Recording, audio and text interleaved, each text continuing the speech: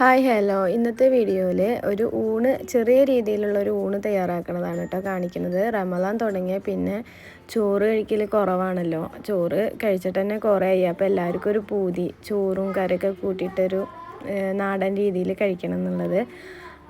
അധികം വിഭവമൊന്നുമില്ല, സാമ്പാറും അവിയലൊക്കെ ആയിട്ടൊരു ചെറിയ രീതിയിലുള്ളൊരു എത്ര നാടൻ രീതിയിലായാലും ഒരു നോൺ വെജ് മസ്റ്റാണ് കേട്ടോ ഇവിടെ. അപ്പോൾ അതിനായിട്ട് ഞാൻ കുറച്ച് ചിക്കൻ്റെ പീസ് ഉണ്ടായിരുന്നു. അപ്പോൾ ചിക്കൻ പൊരിക്കാനായിട്ട് മസാല പുരട്ടി വെച്ചിട്ടോ, കുറച്ച് മുളക് പൊടിയും മഞ്ഞൾപ്പൊടിയും തൈരും ചിക്കൻ മസാല ഒക്കെ ചേർത്ത് ആവശ്യത്തിന് ഉപ്പൊക്കെ ചേർത്ത് കൊടുത്തിട്ട് മാരിനേറ്റ് ചെയ്ത് ആദ്യം തന്നെ മാറ്റി വെച്ചു കേട്ടോ.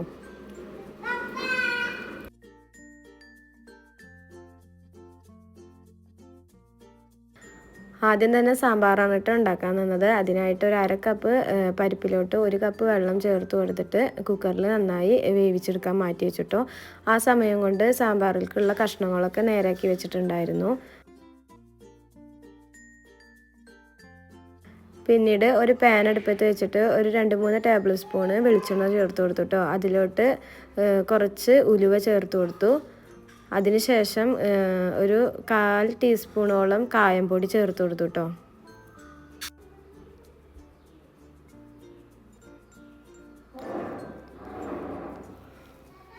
പിന്നീട് നമ്മൾ നേരാക്കി വെച്ച സാമ്പാർ കഷ്ണങ്ങളുണ്ടല്ലോ, അതെല്ലാം ചേർത്ത് കൊടുത്തിട്ട് ഒന്ന് വഴറ്റി കൊടുക്കുക. 2-3 മിനിറ്റ് ഹൈ ഫ്ലെയിമിലിട്ടിട്ട് തന്നെ നമ്മൾ വഴറ്റി കൊടുക്കുക.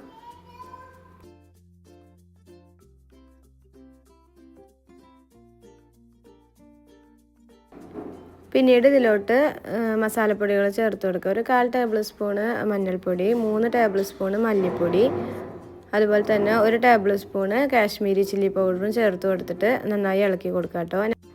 ഇത് പെട്ടെന്ന് ഉണ്ടാക്കാൻ പറ്റിയൊരു സാമ്പാറിൻ്റെ റെസിപ്പിയാണ് കേട്ടോ. പിന്നെ ഇതിൽ നമ്മൾ സാമ്പാർ പൊടിയൊന്നും ചേർത്ത് കൊടുക്കണില്ല. അങ്ങനെ ഈ പൊടികളെല്ലാം ചേർത്ത് കൊടുത്തിട്ട് നന്നായി വഴറ്റി കൊടുക്കുക കേട്ടോ.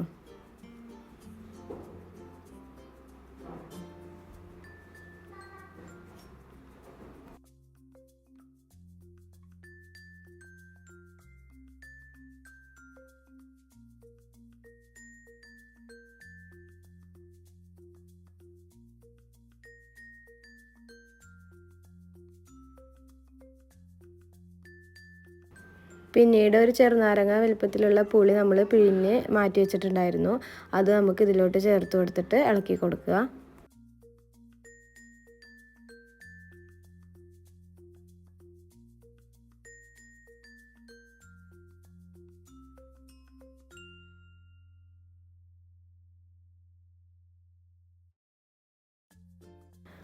ഈ സമയം തന്നെ നമുക്ക് ആവശ്യത്തിനുള്ള ഉപ്പും ചേർത്ത് കൊടുക്കാം കേട്ടോ. ഇനി നമുക്ക് ഇതിലോട്ടൊരു 1 കപ്പ് വെള്ളം ചേർത്ത് കൊടുത്തിട്ട് സാമ്പാർ കഷ്ണങ്ങളൊക്കെ ഒന്ന് വേവിക്കാൻ വേണ്ടിയിട്ട് മാറ്റി വയ്ക്കുക. മൂടി വെച്ച് വേവിച്ചെടുക്കാം കേട്ടോ.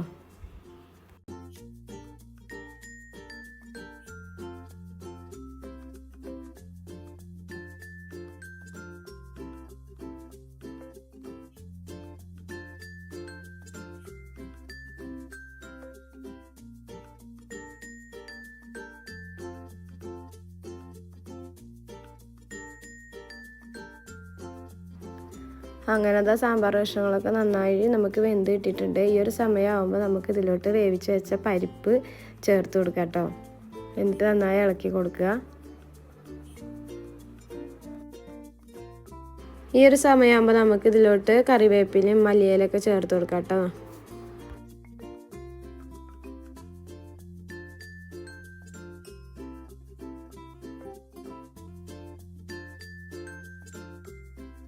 അപ്പോൾ ഈ ഒരു സാമ്പാർ ഉണ്ടാക്കാനായിട്ട് എളുപ്പമല്ലേ. ഇനി ഇതിലോട്ട് താളിച്ച് ഒഴിക്കും കൂടി ചെയ്താൽ പണി കഴിഞ്ഞു കേട്ടോ. ഇച്ചിരി എണ്ണ ഒഴിച്ച് കടുകും അതുപോലെ തന്നെ വറ്റൽമുളക് ഉണ്ടെങ്കിൽ വറ്റൽമുളകൊക്കെ ചേർത്ത് കൊടുത്തിട്ട് ഇതിലോട്ട് ഒഴിച്ച് കൊടുക്കുക കേട്ടോ. എന്നിട്ട് മൂടി വെക്കുക. ഇത് എളുപ്പമായിട്ട് ഉണ്ടാക്കാൻ പറ്റുന്ന ഒരു സാമ്പാറിൻ്റെ റെസിപ്പിയാണ് കേട്ടോ. പെട്ടെന്ന് ഉണ്ടാക്കാൻ പറ്റുന്ന ഒരു റെസിപ്പിയാണ്. ഇത് ഇരിക്കും തോറും ടേസ്റ്റും കൂടും കേട്ടോ ഈ സാമ്പാറിന്. അപ്പോൾ എല്ലാവരും ഇത് ട്രൈ ചെയ്ത് നോക്കുക. പിന്നീട് ഇതുപോലെ തന്നെ എളുപ്പത്തിൽ ഉണ്ടാക്കാൻ പറ്റിയൊരു അവിയലിൻ്റെ റെസിപ്പിയാണ് കേട്ടോ. അതിനായിട്ട് നമ്മുടെ കയ്യിലുള്ള കുമ്പളങ്ങയും ക്യാരറ്റും ചേന അങ്ങനെ അതൊക്കെ കുറേശ്ശെയായിട്ട് നീളത്തിൽ അരിഞ്ഞ് മാറ്റി വെച്ചിട്ടുണ്ടായിരുന്നു. കുറച്ച് ബീൻസും ഉണ്ടായിരുന്നു കേട്ടോ, അതും ചേർത്ത് കൊടുത്തു. എന്നിട്ട് നന്നായിട്ടൊന്ന് ഇളക്കി കൊടുക്കുക കേട്ടോ.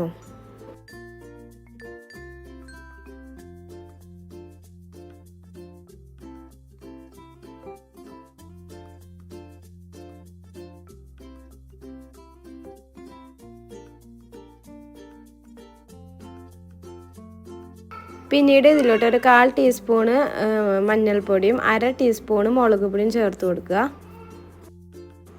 എന്നിട്ട് നന്നായി ഇളക്കി കൊടുക്കുക കേട്ടോ. ആവശ്യത്തിന് ഉപ്പും നമുക്ക് ചേർത്ത് കൊടുക്കാം കേട്ടോ ഈ സമയത്ത് തന്നെ. അങ്ങനെ ഇളക്കി കൊടുത്തതിന് ശേഷം നമുക്കിതൊന്ന് മൂടി വെച്ച് ഈ കഷ്ണങ്ങളൊന്ന് വേവിച്ചെടുക്കാം കേട്ടോ.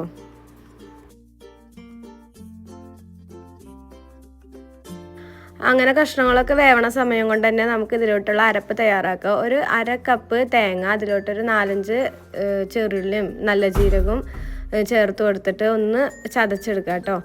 എന്നിട്ട് അത് ചേർത്ത് കൊടുക്കുക. അതിലോട്ട് തന്നെ ഒരു 1/4 കപ്പ് തൈരും കൂടിയും ചേർത്ത് കൊടുത്തിട്ട് നന്നായി ഇളക്കി കൊടുക്കുക.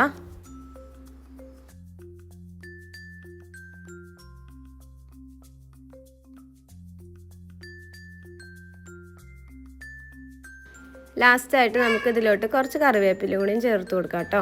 അപ്പോൾ ഇത്ര ഉള്ളൂ അവിയലിൻ്റെ പരിപാടി. അപ്പോൾ കണ്ടില്ലേ, അവിയലും ഉണ്ടാക്കാൻ എന്തൊരു എളുപ്പമാണ് അല്ലേ. അപ്പോൾ ഇതെല്ലാവരും വീട്ടിൽ ട്രൈ ചെയ്ത് നോക്കിയിട്ട് ഫീഡ്ബാക്ക് അറിയിക്കണേ.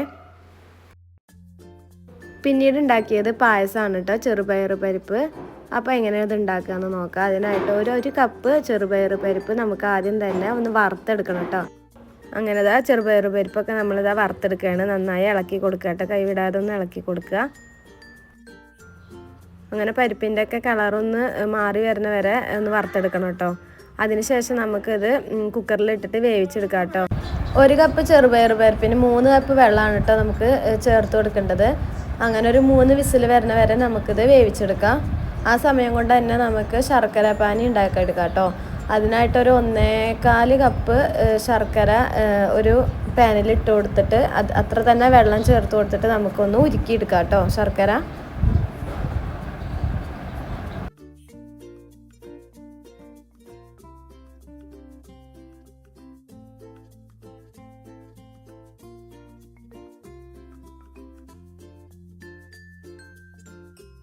അങ്ങനെ ശർക്കര ഒക്കെ നന്നായി ഉരുക്കിയെടുത്തതിന് ശേഷം ഇത് അരിച്ചിട്ട് വേണം കേട്ടോ നമ്മൾ പായസത്തിലേക്ക് ചേർത്ത് കൊടുക്കാനായിട്ട്. അങ്ങനെ ചെറുപയർ പരിപ്പിലേക്ക് നമ്മൾ ശർക്കര ഉരുക്കിയെടുത്തത് ചേർത്ത് കൊടുക്കുക. കുറച്ച് ഏലക്കാപ്പൊടിയും ഈ സമയം നമുക്ക് ചേർത്ത് കൊടുക്കാം കേട്ടോ. അങ്ങനെ ചെറുപയർ പരിപ്പും ശർക്കരയൊക്കെ നന്നായി യോജിച്ച് വന്നതിന് ശേഷം നമുക്ക് ഇതിലോട്ട് തേങ്ങാപ്പാൽ ചേർത്ത് കൊടുക്കേണ്ടതുണ്ട്. ഒരു 1.5 കപ്പ് തേങ്ങാപ്പാലാണ് നമ്മൾ ചേർത്ത് കൊടുക്കണം കേട്ടോ. അത് നമ്മൾ ഫ്ലെയിമിൽ നിന്ന് മാറ്റിയിട്ടാണ് കേട്ടോ ചേർത്ത് കൊടുക്കുന്നത്, അല്ലെങ്കിൽ പിരിയാൻ സാധ്യത ഉണ്ട്. അങ്ങനെ തേങ്ങാപ്പാൽ ചേർത്ത് കൊടുത്ത പിന്നീട് അധികം സമയം തിളപ്പിക്കേണ്ട ആവശ്യമില്ല കേട്ടോ. ഒരു 2 മിനിറ്റൊക്കെ തിളപ്പിച്ചതിന് ശേഷം ഫ്ലെയിം ഓഫ് ചെയ്ത് വയ്ക്കുക. പിന്നെ ഇതിലോട്ടുള്ള നട്ട്സ് വറുത്തിടാം കേട്ടോ, കശുവണ്ടിയും കിസ്മിസൊക്കെ. ഞാനിപ്പോൾ ഇവിടെ കശുവണ്ടി മാത്രം കേട്ടോ വറുത്തിടുന്നുള്ളൂ. അങ്ങനെ കുറച്ച് നെയ്യ് ഒഴിച്ചിട്ട് കശുവണ്ടി വറുത്ത് നമ്മുടെ പായസത്തിലോട്ട് ചേർത്ത് കൊടുക്കാം കേട്ടോ.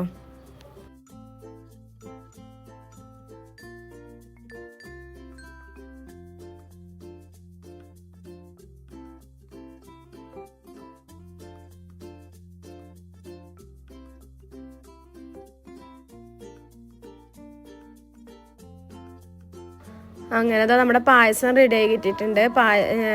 ഈസി അല്ലേ ഉണ്ടാക്കാനായിട്ട്, എല്ലാം പെട്ടെന്ന് ഉണ്ടാക്കാൻ പറ്റുന്ന റെസിപ്പീസായിട്ടാണ് ഞാനിപ്പോൾ ഇവിടെ ചെയ്തെടുത്തിട്ടുള്ളത്.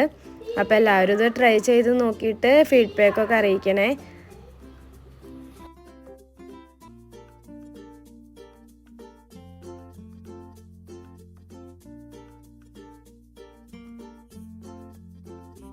അങ്ങനെ പായസപ്പണി കഴിഞ്ഞപ്പോൾ ഞാൻ നേരത്തെ നമ്മൾ മാരിനേറ്റ് ചെയ്ത് വെച്ചല്ലോ ചിക്കൻ, അത് ഫ്രൈ ചെയ്യാൻ വേണ്ടിയിട്ട് വെച്ചു കേട്ടോ. അങ്ങനെ ചിക്കൻ ഫ്രൈ ചെയ്തെടുക്കുമ്പോഴത്തേന് തന്നെ ഞാൻ ഇഞ്ചിമ്പുളി തയ്യാറാക്കാൻ നിന്നു. അതിനായിട്ടൊരു ചട്ടി അടുപ്പത്ത് വെച്ചിട്ട് 2-3 ടേബിൾ സ്പൂൺ വെളിച്ചെണ്ണ ചേർത്ത് കൊടുത്തു കേട്ടോ. അങ്ങനെ കടുക് പൊട്ടി തുടങ്ങിയതിന് ശേഷം ഒരു 5-6 ചെറുള്ളി അരിഞ്ഞു വെച്ചത് ചേർത്ത് കൊടുത്തിട്ട് നന്നായി ഇളക്കി കൊടുത്തു കേട്ടോ. അങ്ങനെ ചെറുള്ളിയൊക്കെ നന്നായി വാടി വരുമ്പോൾ ഒരു 2 പച്ചമുളക് ചെറുതായി അരിഞ്ഞത് ചേർത്ത് കൊടുത്തു.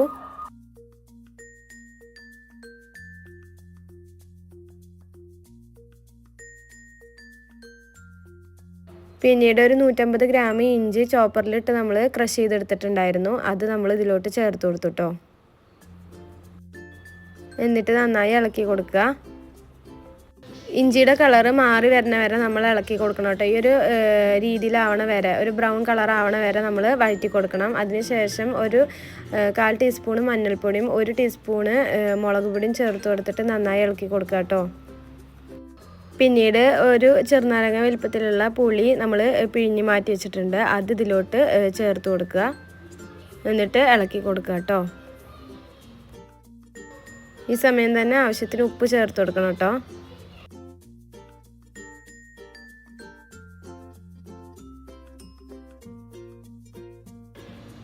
അങ്ങനെ അതിന് ശേഷം ഈ ഒരു വലുപ്പത്തിലുള്ള ഒരു അച്ച് ശർക്കര ചേർത്ത് കൊടുക്കുക കേട്ടോ. എന്നിട്ട് നന്നായി ഇളക്കി കൊടുക്കുക. ശർക്കര ഒക്കെ അതിൽ അലിഞ്ഞ് ചേരുന്ന വരെ ഇളക്കി കൊടുക്കണം.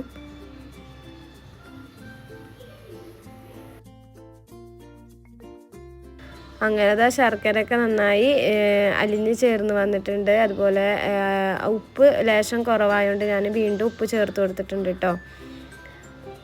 ഇനി നമുക്ക് നന്നായി വറ്റിച്ചെടുക്കണം.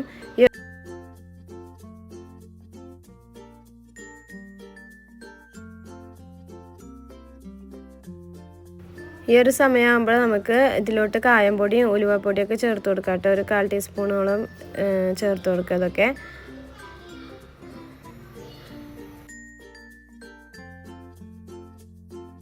അങ്ങനെ നമ്മുടെ ഇഞ്ചിപ്പുളി ഇതവിടെ റെഡിയാക്കി കിട്ടിയിട്ടുണ്ട്. ഈസി അല്ല ഉണ്ടാക്കാനായിട്ട്. അപ്പോൾ എല്ലാവരും ഇത് വീട്ടിൽ ട്രൈ ചെയ്ത് നോക്കിയിട്ട് ഫീഡ്ബാക്കൊക്കെ അറിയിക്കണേ. അപ്പോൾ ഇത്രയും വിഭവമാണ് കേട്ടോ ഞാൻ അന്നത്തെ ദിവസം ഉണ്ടാക്കിയിട്ടുണ്ടായിരുന്നത്. അങ്ങനെ ലാസ്റ്റ് അറുവാൻ്റെ പ്ലേറ്റ് സെറ്റ് ചെയ്തെടുക്കണം കേട്ടോ. അവിയലും പുളിഞ്ചും സാമ്പാറൊക്കെ വെച്ചിട്ട്.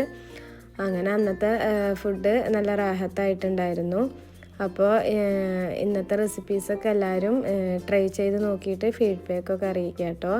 നാളെ മറ്റൊരു വീഡിയോ ആയിട്ട് വരുന്നുണ്ട്. Okay, by.